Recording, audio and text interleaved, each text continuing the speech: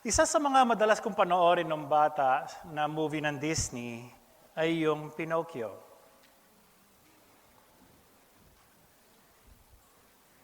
Si Pinocchio ay isang wooden puppet na ginawa ng isang wood carver na ang pangalan ay Geppetto. He made a wish na si Pinocchio ay maging tunay na lalaki o tunay na batang lalaki. At isang araw, isang blue fairy granted his wish at nabuhay yung mismong wooden puppet. The fairy assigned a cricket sa kanya na ang pangalan ay Jiminy. Ang layunin po ni Jiminy is to serve as a moral voice kay Pinocchio na dapat lagi niyang pakinggan. Every time nagsisinungaling si Pinocchio, humahaba ang kanyang ilong. I think familiar po kayo lahat, kahit na kayo'y bata. Familiar ngayon sa character na to. And as he continues to lie and ignore the voice of Jiminy Cricket, hindi lang humahaba ang kanyang ilong, dahan-dahan po siya nagiging donkey. Nagiging tunog donkey. Naalala ko po, nung bata ako, ginagawa ng nanay ko to panakot sa akin. Kapag nagsisinungaling ako, sige, magsinungaling ka, hahaba ang ilong mo. Sige ka, magiging kabayo pa samantala donkey yun. Isa sa mga moral ng story ni Pinocchio is if Pinocchio ignores his conscience, he becomes less human and more like an animal. God also gave us a moral voice. A moral voice within us. At ang tawag po dito ay conscience o konsensya. This inner voice is essential for God's people to live as real image bearers, the way He created them to be. We are going through a short 2-part sermon series called The Conscience, its role in the Christian life and the life ng church. Kung regular na kayo uma-attend dito sa Crossroads, we normally preach expositional sermons where we preach through a book of the Bible and take the main point of that book on a passage and use it as the main point of our sermon and apply it sa ating everyday life and apply it then sa life ng ating church. Pero ngayon umaga and next Sunday, we'll go topical. Na kung saan kukuha tayo ng mga different passages from the Bible that address itong topic na ating nabanggit. Now, bakit po napili ang topic na conscience? Dahil understanding ang ating conscience rightly or biblically and treating it correctly ay essential sa Christian life. Especially when making decisions and walking in holiness. Essential din ito sa buhay ng local church. Dahil matututunan natin kung paano makarelate sa conscience ng ibang mga tao. Which is very crucial sa unity and health ng iglesia. It is my prayer na makita natin sa pag-aaral ngayong umaga na having a clear conscience gives us boldness and peace to do what is right and pleasing in the sight of God amidst opposition, and boldness to approach our God with everything that we need because of Christ. Our main idea ng sermon is this: having and keeping a clear conscience comes from turning away from sin and trusting in Christ. Having and keeping a clear conscience comes from turning away from sin and trusting in Christ. We have 3 points ngayong umaga. Number 1, what is conscience? Number 2, what's wrong with the conscience? And number 3, what to do with the conscience. What is your conscience? Yan ang number 1. Growing up, tuwing naririnig ko po yung salitang conscience or konsensya, it gives me an imagery of a person na nalilito kung sino ang pakikinggan. Pakikinggan pagdating sa decision making. Ang demonyo ba na nasa kaliwang bahagi ng ating balikat o ang anghel sa kaliwa? Of course, this is far from the truth if you are a student of God's Word. Dahil tuwing nakaka-experience, pero anong ko, medyo, we grew up in this, or maybe you're here today, yun ang paninimala mo kung ano itsura ng conscience. Just to keep this clear, no? Hindi po yun yung case. Hindi po ito biblical. Pero, parang ganun yung pakiramdam natin pag conflicted tayo. Dahil tuwing nakaka-experience tayo ng conflict sa sarili, parang may mga voices in our heads arguing kung ano ang dapat gawin. So let me define you what conscience is. Conscience is a God-given gift that He placed within us to provide moral awareness of right and wrong and actively judge every action we have taken or consider taking. Conscience is a God-given gift that He has placed within us to provide moral awareness of right and wrong and actively judge every action we have taken or considered taking. It is an inner sense of right and wrong. Now, para mas maunawaan natin ito, hayaan niyo po akong magbigay ng ilang mga katotohanan patungkol po sa conscience. Alam ko marami tayo pwedeng sabihin patungkol sa conscience. I'll just mention a few. Now, first of all, everyone has a conscience. Now, hold it. Alam ko yung mga iniisip ng ibang tao, Pastor, hindi mo kilala yung kaibigan ko. Walang konsensya yun. O baka naman pumunta ka rito, may sinabihan ka ng ganon. Mga walang konsensya. Well, the truth is, everyone has a conscience. Christian ka man o hindi. I'll tell you kung sinong walang konsensya, kung ano ang walang konsensya, ang mga animals. Ang mga animals walang conscience. Kahit gaano kaamo, ka-inosente o guilty ang mga mata ng aso ninyo, wala itong conscience. At sa mga cat owners, I believe you know by now na walang conscience ang pusa. Ang pagkakaroon ng conscience ay hindi resulta ng fall or sin. At mananatili ito kahit pagbalik ni Jesus Christ with our glorified body.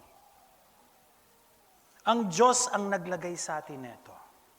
Romans chapter 2 verse 14 to 15 tells us, "For when Gentiles who do not have the law by nature do what the law requires, they are a law to themselves, even though they do not have the law. They show that the work of the law is written on their hearts, while their conscience also bears witness, and their conflicting thoughts accuse or excuse them." Now, we need to understand that ang Diyos naglagay sa atin ito. So, everyone has a conscience. Pangalawa, the conscience speaks as an inner moral voice. It speaks as an inner moral voice sa loob natin. Para itong, like I said, an inner voice sa atin na nagsasabi kung ano ang tama at mali. Kung anong tamang mali sa ating mga naisip, kung anong tama at mali sa mga ating nasabi, kung anong tama at mali sa ating nagawa o kinoconsider na gawin. Para din siyang judge within us. At ang subject ng kanyang ginajudge is sarili natin. Yung conscience mo only addresses you. It only speaks to you. It seems independent of you. Ayon sa para ding siyang ayon sa Romans 2:15, ang conscience natin has only two verdicts to render. Ang sasabihin lang ng conscience nyo sa inyo, it's either tama kayo o mali. Right or wrong, inosente ka o guilty, black or white. Oo o hindi. Walang gray areas po si conscience. Walang room for nuance. Kaya na sinabi sa verse 15, it either accuses or excuses. For weeks now, Ilang beses na akong pabalik-balik sa talyer dahil mga paggawa sa sasakyan.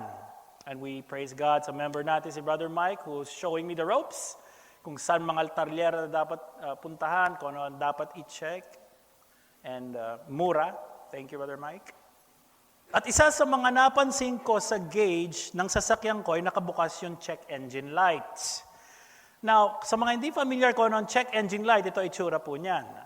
Ito po yung umiilaw sa dashboard ninyo na may icon po ng engine na nakalagay check. Minsan walang check nakalagay.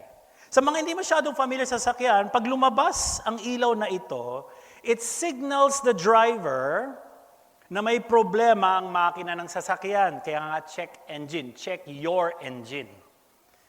Na dapat kailangan ipatingin na sa mekaniko. Ang conscience natin ay parang check engine light. It gets our attention, telling us that there is a problem na ginawa natin o gagawin pa lang natin. Ang conscience ay para ding fire alarm sa flat, na bigla-bigla na lang tutunog. Kasi it informs the tenants that it has detected a smoke na maaaring nanggagaling sa sunog and warns them to leave o lumisan kagad sa flat. Ang conscience natin ay parang fire alarm. When the alarm turns on, it warns us that something is wrong. Ang conscience natin either looks back or looks forward. It either looks back or looks forward. It looks back sa mga nagawa o nasabi natin.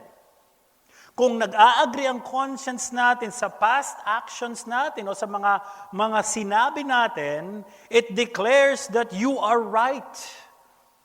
Paano natin malalaman na ang conscience sinasabi yung right? Because it makes us feel at peace. It makes us feel happy. It comforts us. It excuses us.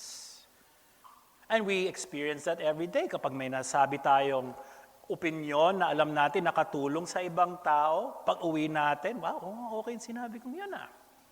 So it tells us. Now, kung ang conscience natin is convinced na tama tayo, this is also a powerful comforter. Na kahit minamali ka o inaakusahan ka ng ibang tao o minamali ang sinasabi mo, because resolve ka sa iyong conscience na tama ka, it strengthens you. It comforts you. Parang si Apostle Paul sa 1 Corinthians chapter 4, verse 3 to 4, and I'm reading this from the NIV, nung sinabi niya, I care very little if I am judged by you or by any human court indeed. I do not even judge myself. My conscience is clear. But that does not make me innocent. It is the Lord who judges me. Ano ba sinasabi ni Paul dito? Ang sinasabi po ni Paul dito na confident siya na wala siyang ginawang mali. Malinis ang kanyang konsensya. Kaya he recognizes naman na ang kanyang conscience ay hindi perfecto. He knows that. Sinabi niya yan sa verse 4. Paul's clear conscience is a powerful protection against accusation and slander. Ngayon, kung ang conscience naman natin ay hindi nag-a-agree sa mga past actions natin o sa mga sinabi natin, it declares sa atin na mali ka. Alvin, mali ka na naman. Alvin, ano na naman yung sinabi mo? Bakit ganito na naman? Ano na naman nag-imbento ka? It accuses us. Meron tinatawag na inner pain, inner sorrow, guilt, may anxiety because of the words that we have said or the actions that we have done. It looks back. It accuses or convicts you. Ito ang sinabi ni Paul na kapag ang Christian ay nagkasala, meron tinatawag na godly grief sa 2 Corinthians chapter 7. And we praise God for that, kung yan ang conscience natin. Telling us na may mali tayong nagawa. Now, it looks backward, but it also looks forward. It looks forward sa mga kinoconsider nating gawin sa buhay. Mga desisyon na pinagpaplanuhan natin, mga desisyon na gusto natin tahakin. It either gives us a green light, ibig sabihin go na. Or red light, which means no go. Bad, tagilid yan, huwag mong gawin yan. Again, walang gray area yan. Go, no go. Huwag mong gawin yan. Gawin mo to. Ang ating conscience evaluates every potential action in light of right and wrong. That's why when we, in counseling or with some people who approach us elders, most of their questions, they would start with, Pastor, masama ba ito? Which is yung kanilang tanong is not really related sa right or wrong. It's just an issue of wisdom. So why? Because we're always conscious. Our ating conscience always looks forward kung tama ba to o mali. It speaks to us. Ang ating conscience can act as both a prosecuting attorney and a defense attorney. Bakit prosecuting attorney? Because it convicts us kapag may na-violate tayo sa law. When we violate our conscience, ito yung mga bagay na kung saan hindi nagpapatulog sa atin. Kapag may nagawa tayong bagay na alam na nating mali, pero ginawa pa rin natin, sinabi pa rin natin, alam mo yung galit na galit ka, pipigilan mo yung dilo mo, pero binitawan mo pa rin, and now, hindi ka makatulog sa sinabi mo. You're facing the consequences ng ginawa mo. And because of that, yung prosecuting attorney mo sabihin, ikaw ay mali, ba't mo tinuloy? Nagkakos ng hyperacidity sa atin. Mairita, walang tulog, di makakain. Ayaw mag-church. It reminds us of our offense against God. It also acts as a defense attorney. It defends us from false accusations, especially when the conscience is just screaming na tama ka. Gawin mo yan. Ang ating conscience ay nakakatulong sa ating harapin ang mga false accusations ng ating mga kaaway. Parang sinabi nga ni Paul sa 1 Corinthians 1 verse 12, my conscience is clear. Ang pagkakaroon ng conscience ay isang mark na we are humans. Tao tayo. Created in the image of God. God gave us this inner voice to remind, warn, and help us make right decisions. Pero, may problema ang ating conscience. Which is yung number 2. What's wrong with our conscience? Naalala ko nung bago pa kami dito sa Dubai ni Dayan, we live in a flat na kung saan yung fire alarm system ng building ay faulty. I think may nakakaramihan sa atin naka-experience na ng ganon. Nung una ko nadinig ng pagkalakas-lakas ng fire alarm, agad-agad akong nataranta at lumabas po ng mismong flat. Ay, baguhan eh. I rushed out sa flat just to find out from the maintenance guy na false alarm pala. Kasi nga nagloloko yung fire alarm system. So it's not functioning properly. Now, there are 2 ways na ang fire alarm can be alarming. Una, kapag tumunog ang alarm na ito, pero walang sunog. Or, walang tumunog na alarm, mas ayaw natin to, pero may sunog. Natutulog ka, walang alarm, yung pala, dire-diretso na yung tulog. Either way, may problema ang fire alarm, it's inaccurate at kailangan ayusin. Mga kaibigan, bagamat ang conscience natin ay regalo mula sa Diyos for us to have a sense of right and wrong, ang ating conscience standard does not perfectly line up with God's will. Hindi siya perfect. Hindi siya naka-align perfectly sa kalooban ng Diyos, sa salita ng Diyos. Ang ating mga konsensya ay minsan pinagbabawal ang mga pinahihintulot ng Diyos. Huwag mong gawin yan, pero sabi ng Diyos, gawin mo yan. At minsan naman, pinahihintulot naman natin ang mga pinagbabawal ng Diyos. Gawin ko yan kahit masama. Yan yung naririnig nating inner voice. So it's faulty. Kaya posible na mapaniwalaan mo ang sarili mo na may nagawa kang kasalanan o mali kahit wala naman talaga ikaw nagawa. Ever experienced that? Ako, mali ata ako. Naku, yung pala wala ka. Sabihin sa'yo ng asawa, wala ka naman ginawa, hindi naman, tama naman ah. Nagre-react ka ng ganyan. Hindi kasi feeling ko mali ako ron. At posible din naman na mapaniwalaan mo ang sarili mo na wala kang nagawang kasalanan o pagkakamali samantalang may nagawa ka talaga. Hindi ko ginawa. Hindi, inosente ko dyan, hindi. Hindi ako kumuha, hindi ako nagsinungaling. Wala akong sinabing ganyan. With all convictions, pero may naka-record pala. That's how problematic yung ating conscience minsan. You know, sa building na sinasabi ko na tinirahan namin dati, dahil sa madalasang false alarm, I learned to ignore the alarm. I think that's wise. I think. However, there was one time that the alarm turned on again. And as usual, I ignored it. Pero this time, na-detect nito na may umuusok sa ibang floor. Of course, there's nothing to be concerned about kasi may nagluluto lang na yung mga spices na nilagay niya sa kanyang luto, nag-produce na maraming usok, pero gumagana na mismo yung alarm. You know, there are times when our conscience feels guilty, condemned and unclean because there is really a problem sa atin. Your conscience is working properly, but you're not. It repeatedly tells bad things about yourself and what you have done that are true. It feels sometimes borderline nagging at us every day. Napaka-bungangera naman ang conscience na to. Bungangero. Dalawang gender na, bungangero at bungangera. Kasi depende kung kaninong conscience yun. It's offensive. Sometimes yung conscience natin, hindi ba? It's offensive. You don't like to hear it. Listen to it. Pero kailangan mo madinig.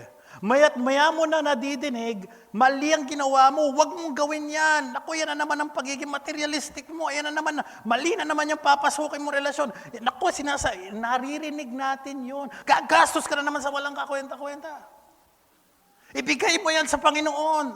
From there, it feels like it's always calling out to us, calling us out. And how do we respond kapag paulit-ulit natin naririnig ang voice na ito?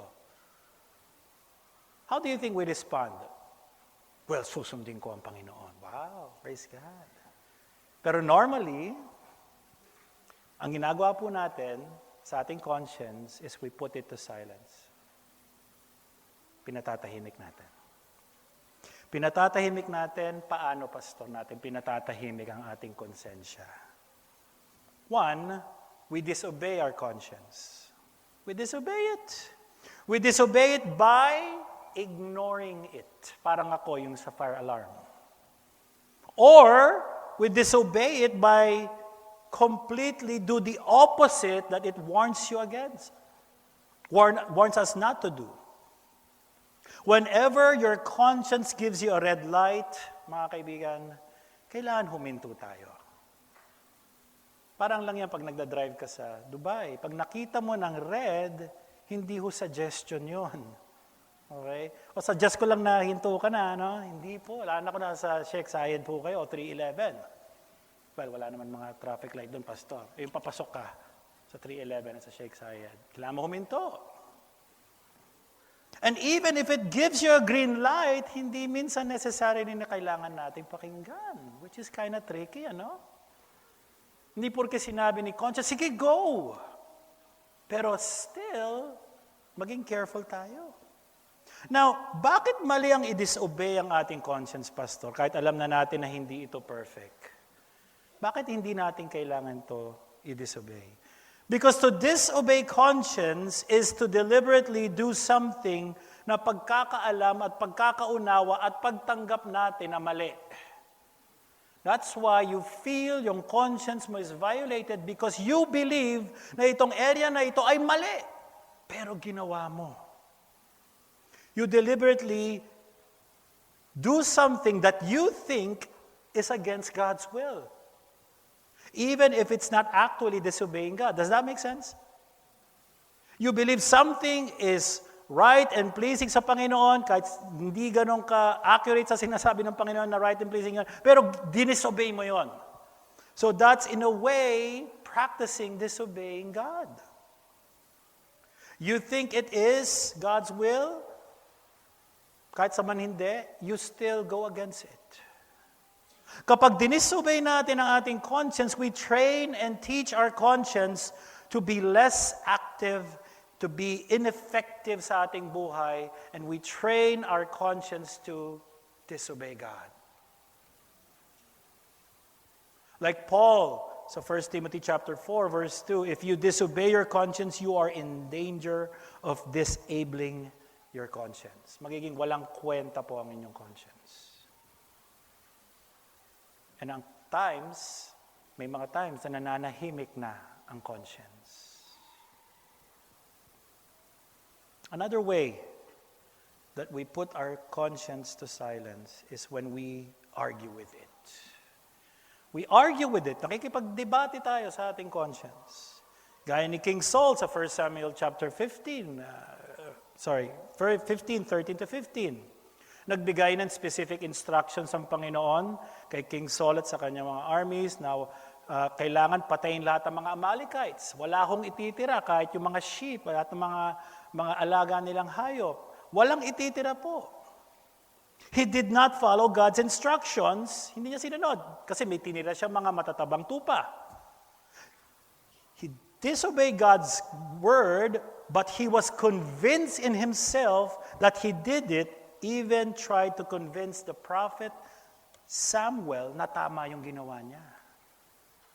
Yan po nangyayari po sa ating conscience if pinatatahimik natin lagi. We now argue with it kung anong tama at mali. Ang tama nagiging mali, ang mali nagiging tama. And we even use Bible verses as proof texts. Friends, be careful using Bible verses to justify ang mga nagawa mong mali. Or to justify kung ano ang mali. We convince ourselves that what we did is right. Sinasabi natin na hindi naman ganun kasama ang ginawa ko. Siya ang mali, hindi ako. Tama lang na sinabi ko ito sa kanya. We justify. We argue with our conscience. Third, we try to clear our conscience on our own. We try to have a clear conscience on our own. Sa sarili nating effort o pamamaraanan. We say, pag may nagawa tayong mali, and you know the conscience is just screaming, sasabihin natin, babawi na lang ako next time. Yeah, may next time naman eh. Alam mo yun, there was an opportunity to share the gospel sa isang tao na to na alam mo, bihira mo makita. And then you know, and you hear this on your heads.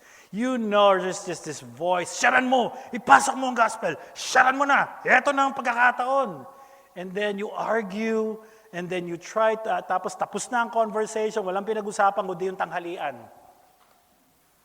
And then umalis ka, and then you feel even more speaking to you, and then you say, you know, may next time naman. Kasi naniniwala ako may timing ang Panginoon, sovereign ang Panginoon. And then we try to put theology in there. Although that's true, pero it sounds like an excuse, hindi ba? Or gagawin ko na lang next time. Or we try to do a lot of good things para ma-outweigh ang mga mabibigat na nararamdaman natin sa ating puso. May nagawa kang pagkakamali, so anong gagawin mo? Gagawa ako ng kabutihan. Kasi para mapatahimik lang to. Pumasok sa napag-aayaya mo, magbibigay ako sa church, magtutulong ako sa ministry. Nilibre ko si pastor.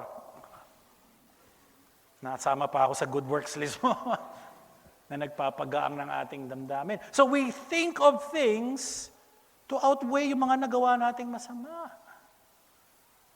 Minsan we talk to people para sumang-ayon pa sa atin. Di ba? Di ba? Yun ang ginawa niya, di ba? Ay, oo nga. And then uuwi ka. Yan, medyo, gumagang na. Kahit alam mo, yung konsensya mo, mali ka pa rin. Parang yung ginawa ni Saul, kay Prophet Samuel. Praise be to God. What is this bleating sheep na naririnig ko na hindi patay? This is to sacrifice for the Lord. Diba? Diba, Samuel? Obedience is better than sacrifice. Doon galing po yun, sinabi ni Samuel. Mga kaibigan, maaaring nandito ka ngayon and you have responded to your guilty conscience in one of these ways. Or maaaring marami pa. Listen, excuse me. If this is how you're treating your conscience that is convicting you of sin, hindi ka patatahimikan yan. At lalong hindi ka matatahimik. Especially kung nasa kasalanan ka.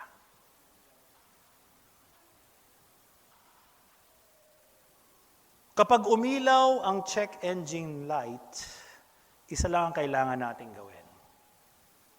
Get it fixed. And this is something na hindi natin kayang gawin sa sarili natin unless mekaniko ka. Pero kadamihan sa atin, hindi. Siraniko tayo. So we need an expert. We need someone, an outside force who will fix this issue. Ang conscience mo ay di lamang pinopoint out that you have sinned or done something wrong or about to do something or failed to do what is right. It points to something that is deeper. It points something that is darker about yourself. It ultimately testifies that you and I are sinners. Nung nagkasala si King David by committing adultery kay Bathsheba and orchestrated yung murder ni Uriah the Hittite, yung asawa ni Bathsheba, hindi siya pinatahimik ng kanyang konsensya. Hindi pinatahimik ang kaluluwa niya. Aminado siya na siya'y nagkasala and it was confirmed nung kinumpronta siya ni Nathan the prophet. That's why he wrote one of the best confessional psalm na binasa sa atin ni Marlon kanina. Psalm 51. Have mercy on me, O God. Now let me stop right there. If you're here right now and you know your conscience has been speaking to you for the past weeks and you try to dumb it down, you try to keep it silent, let David be our model. Have mercy on me, O God. According to your steadfast love, according to your abundant mercy, blot out my transgressions. Wash me thoroughly from my iniquity and cleanse me from my sin. Now, let me stop there. Doesn't that feel, pag nagkasala tayo, we feel filthy from the inside? We feel unworthy. And so here goes David meditating on God and about him and what he has done and about God and God's word. Cleanse me from my sin, for I know my transgressions and my sin is ever before me. I love that kasi he's not fault-finding. Kasi kasalanan ni Bathsheba ba't doon siya nagtayo ng bahay malapit sa akin? Hindi eh. Ano sinabi niya? My sin is ever before me. Makasalanan talaga ako. Likas na makasalanan ako. Against you only have I sinned and done what is evil in your sight, so that you may be justified in your words and blameless in your judgment. Verse 5, Behold, I was brought before in iniquity, and in sin did my mother conceive me. Talagang hanggang dun. He's saying that he's a sinner not because he sinned, he sinned because he's a sinner. He is by nature a sinner. Behold, you delight in truth in the inward being, and you teach me wisdom in the secret heart. Purge me with hyssop, and I shall be clean. Wash me, and I shall be whiter than snow. Ito po dapat ang mga panalangin natin, mga kapatid. Pag tayo ay binubulyawan ng ating konsyensya sa nagawa nating mali, o sa mga bagay na dapat nating gawin, o mga hindi nagawa. Mga kaibigan, nakaka-relate ba tayo kay David? Have you ever looked into your conscience deep down within your hearts at nakita mo na ang mancha ng kasalanan ng puso mo ay hindi mo kayang linisin? The truth is, no one can get a clean conscience by themselves. No one can cleanse our sin-stained hearts. Not your friends, not your relatives, not money, not religion. So what do I do with my sin-stained conscience, Pastor? Well, let's go to number 3. What do we do with the conscience then, kung may problema ito? Ang sabi sa Bible, tayo ay nilikha ng Diyos for the purpose of knowing, loving, and living for His glory. Hindi po ba? And we will be accountable sa Kanya one day sa lahat ng mga nagawa natin. And I'm not just talking about Christians, I'm talking about everybody. We will be accountable to God one day. Mula nagrebelde si Adam and Eve sa Panginoon sa Garden of Eden, lahat tayo ay nagrebelde lahat sa Kanya. Lahat tayo ay nagkasala laban sa Diyos at laban sa ating mga consciences. God has gifted each of us a conscience as a reminder of the account we will give Him. It's a mini accounting. It's a mini judge within ourselves that judges us all the time, every day. And that guilty verdict inside points to a greater final guilty verdict that God Himself will render on that final day sa mga walang relasyon sa Panginoong Hesukristo, where God will judge the guilty sinner to eternal punishment. Mga kaibigan, ang konsensya mo is God's means of grace to wake you up and warn you of a much dreadful judgment to come. Huwag mong patahimikin. So, papaano mapapanatili ang verdict from guilty to innocent, Pastor? Okay, guilty. I know, guilty. Paano? How can I get a clear heart, clear conscience, a clean heart? How can we have a clean conscience? It is only by trusting in Christ's death on the cross and resurrection to save you.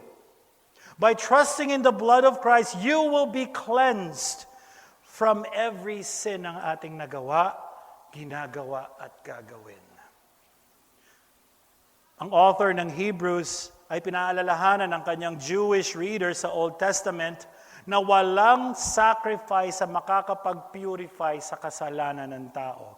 They could not pay the penalty of sins and they could not cleanse the conscience.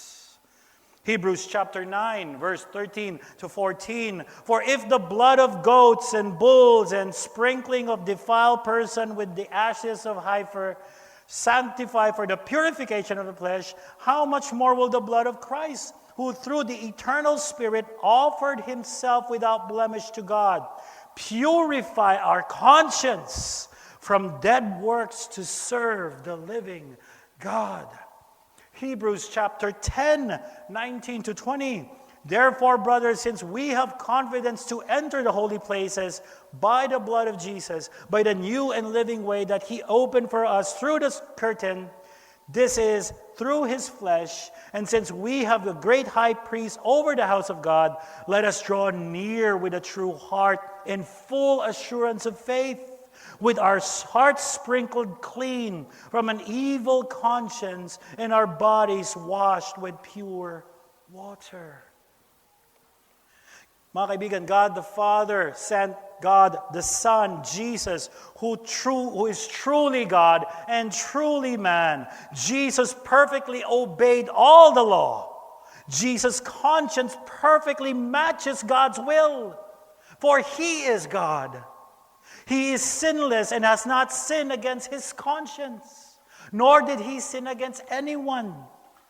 His death on the cross paid the full penalty of the sins of whoever turns from their sins and trusts His finished work on the cross for salvation, for forgiveness, for cleansing, for reconciliation.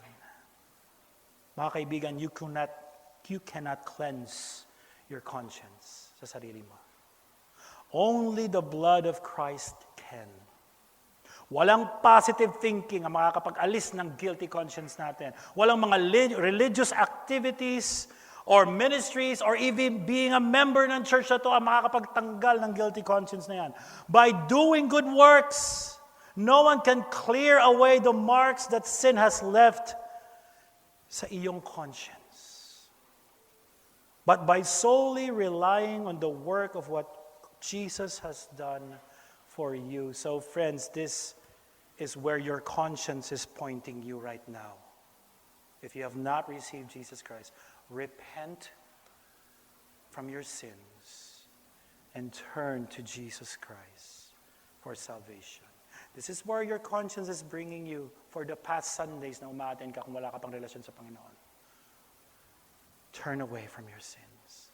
Talikuran mo na. Sin is enjoyable. Sin is enticing.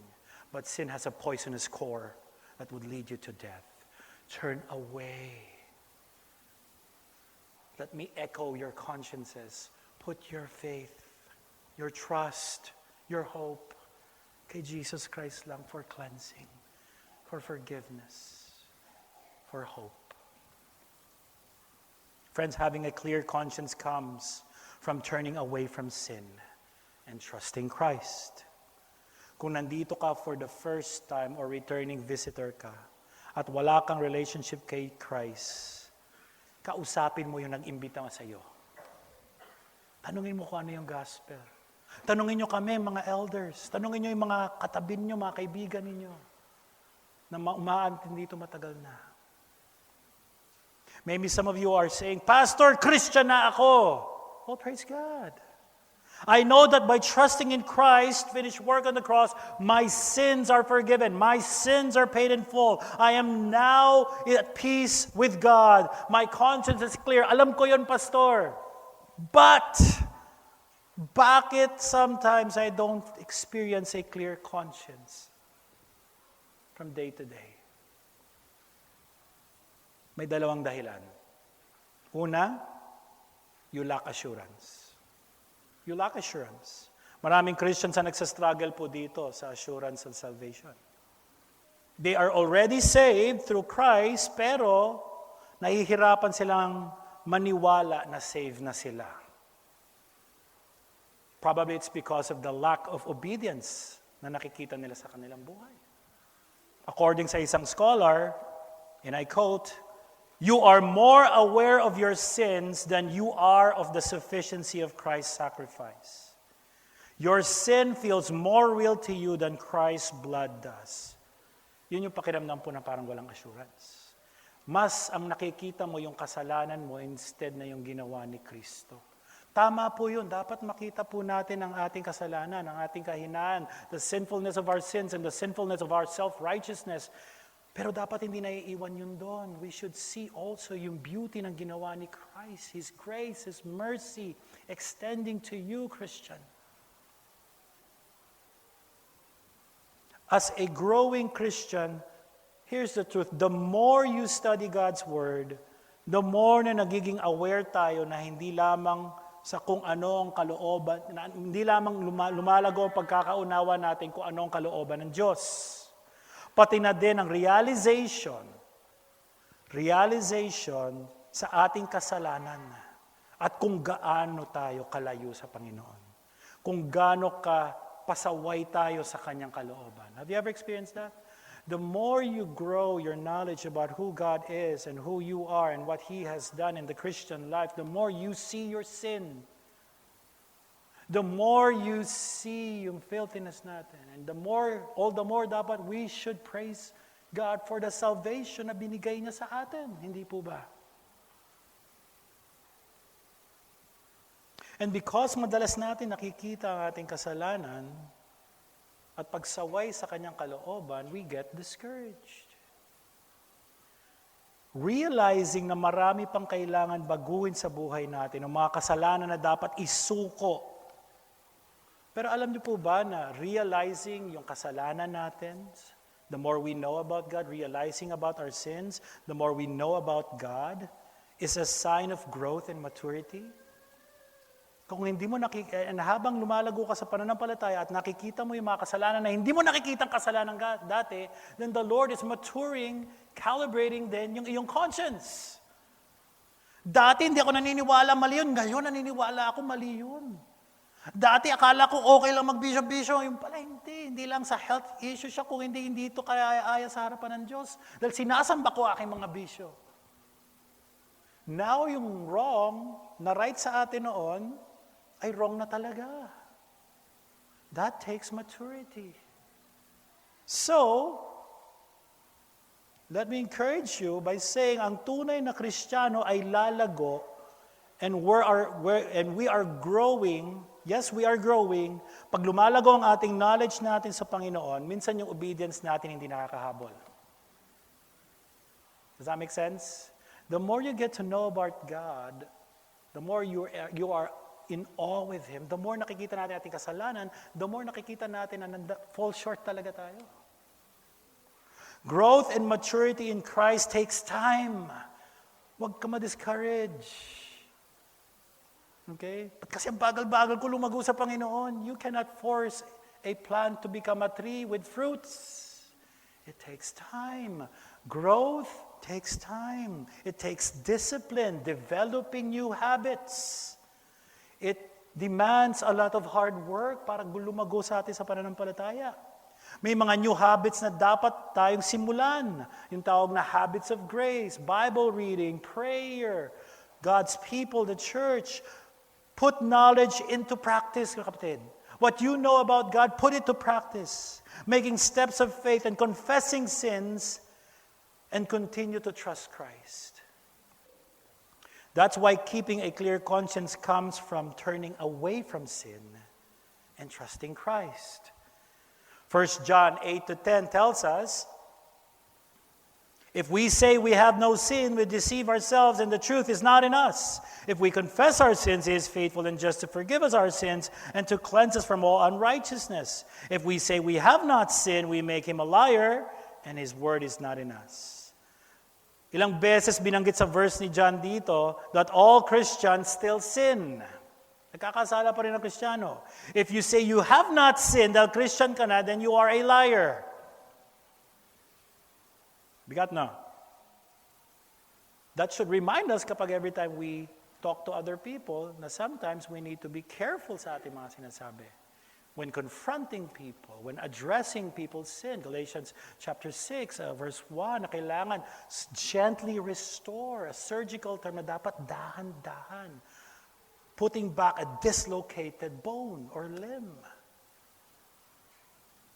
One of the reasons you have to regularly confess your sins to God is this, to experience Christ's cleansing work in your conscience. Because mabigat yan. If it's godly sorrow, mabigat talaga yan. Leads to repentance. Leads to trusting Christ even more. That we would remind ourselves of the gospel. Second, we also lack obedience. We lack obedience. May mga tao na, I'm not talking about yung mga people na yung oversensitive ang kanilang conscience, na maya sila nababahala kapag may nagawa sila. Ako, hindi ako nakapag-pray kanina sa pagkain na hindi ko mapatawad ang sarili ko. I'm not talking about people who have oversensitive consciences. And we'll talk more about that next week. And how to deal with other people's consciences na magkaiba sa atin. I'm talking about yung mga conscience na hindi talaga sensitive.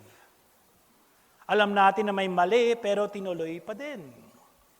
Every time you do that, every time we violate yung ating sins, we desensitize it. Sabi sa Acts 24:16, so I always take pains to have a clear conscience toward both God and man. Keeping a clear conscience ay matrabaho. We should treat it meticulously with care na hindi magkasala sa Diyos, sa kapwa at sa ating conscience. Now, if ever man magkasala tayo, pag nagkakasala tayo, then we must be quick to confess it. Be quick to confess. Paul worked hard to keep a clear conscience, sabi sa Acts 24. At paano natin mapapanatili ang paglago sa pagkakaroon ng clear conscience sa pag-obey sa Panginoon? Paano? I'll give you one way. Church membership. Commit to a local church. You need people who will speak into your life. Maging transparent sa relationship within the church. Ang discipleship, probably sinasabi, ang babaw, hindi ako nag-grow sa discipleship natin, pastor, ng mga members, paano ba yan? Siguro kailangan ko ng ibang disciple, magdi-disciple sa akin. And then you move to another disciple, ganun din. You move to another person who will disciple you, ganun pa rin. You know what? Ang discipleship will only go deeper if you open yourself sa kanila. If magiging totoo ka sa lahat. About your life, about your struggles, about your sin. Kaya lang siya mababaw, it's because of you. Hindi ka nag-open. Hindi ka transparent. The more you live the Christian life alone, the more easily mahuhulog tayo sa temptation. The more if you do not gather with God's people sa church, we will be exposed on a lot of areas na kung saan hindi makakatulong sa ating kaluluwa. That's why it is important to gather, to be in God's family gatherings. Where we encourage one. Hebrews chapter 10, hindi ba? That's where it happens. Edifying one another. How nangyayari yan? Through the gathering. Being part of a member. You need people who will be committed sa iyo. That's why be a member of a church. It doesn't have to be Crossroads, although we would love to have you as members ng Crossroads. But if there are other areas na malapit sa inyo, we are allowed to recommend. But don't be a Lone Ranger Christian. Don't be anonymous sa church. Kasi dyan tayo lalo magkakaroon ng problema. That's why sa church, mahalaga rin ang church discipline.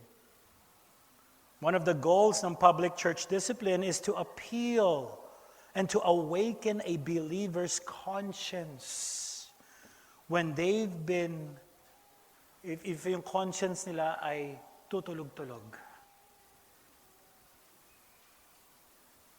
Now, paano natin mag-grow sa atin conscience? How do we mature it? I'll give you last 3 applications and then we're done. Number 1. Saturate your mind with God's Word. Saturate your mind with God's Word. Friends, what are you saturating your minds on?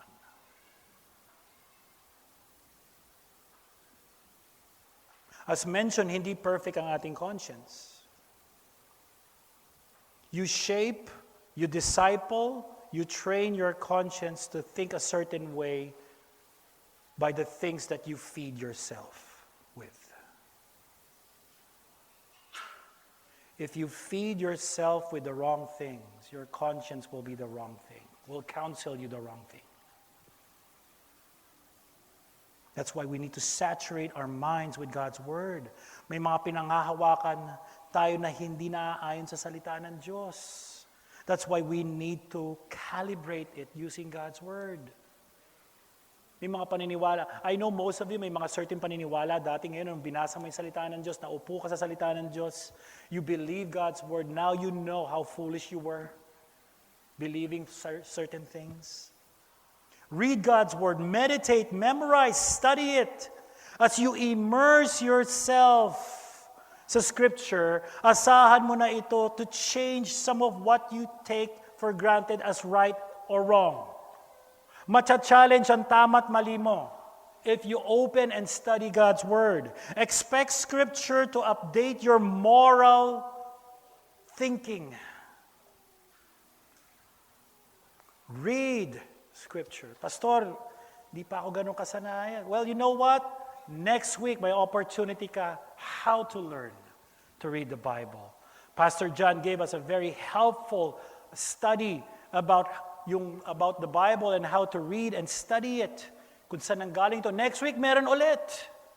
If you miss out on that one, that's at least for the next coming weeks, 9 o'clock.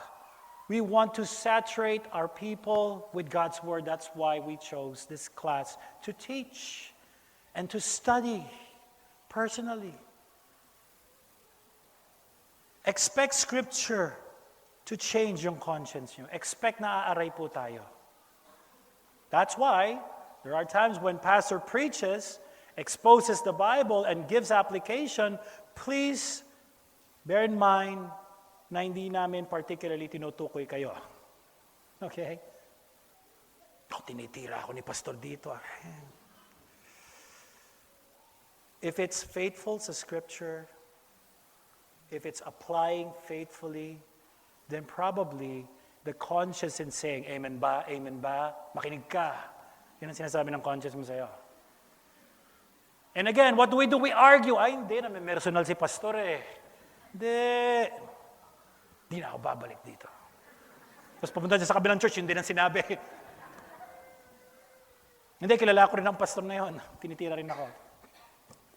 Second, saturate your mind with God's Word. Spend time with God's people. Oh, mamaya, kuli pala yun.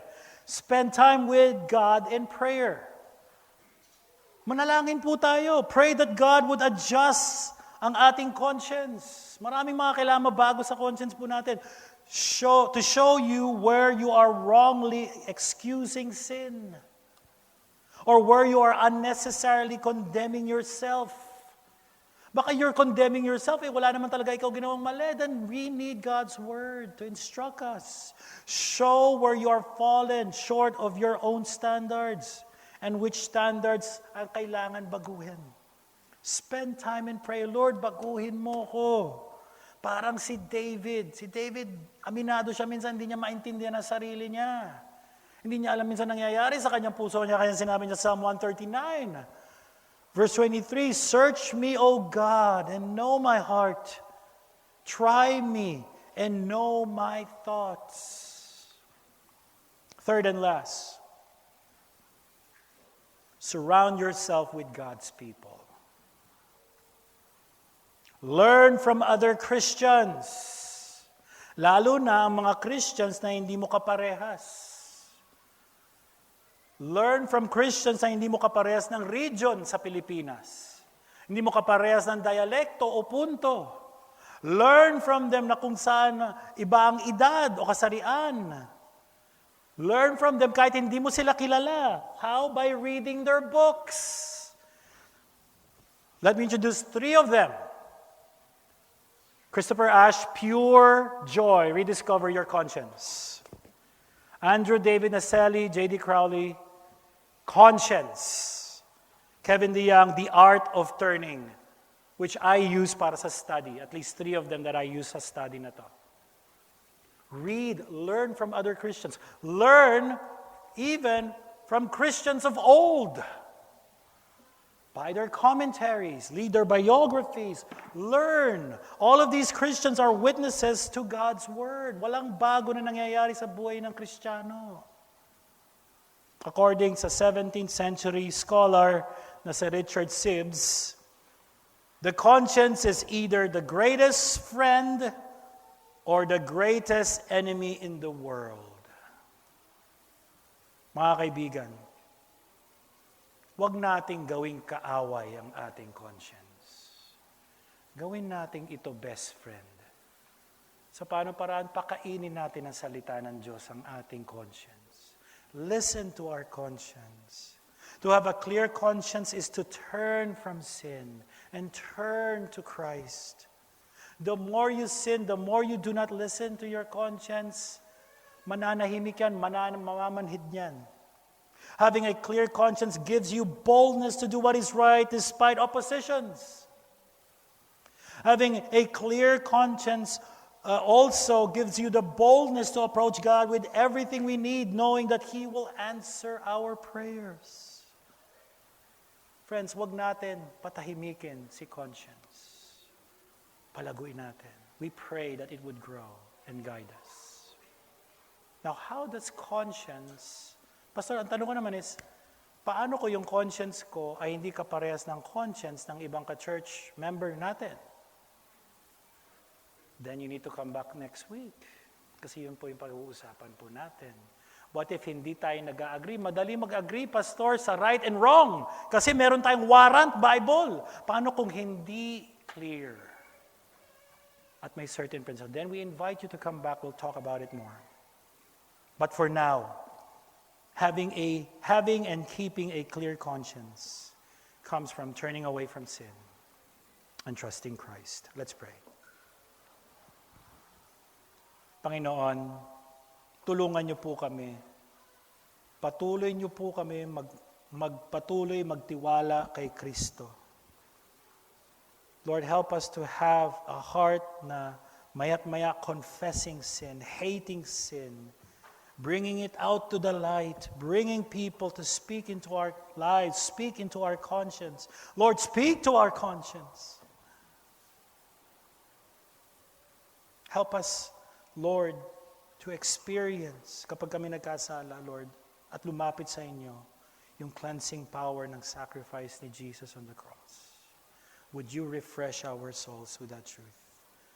We pray that you would help us to take pains, kagaya sinabi ni Paul, great pains to keep a clear conscience. I'm praying for my brothers and sisters na nandito ngayon whose consciences are bothered at hindi nila alam kung anong gagawin nila. May these troubled consciences, kung wala pang relationship sa iyo, would bring them to Christ and see yung beauty ng ginawa niya sa cross for their sins. In Christ's name we pray. Amen.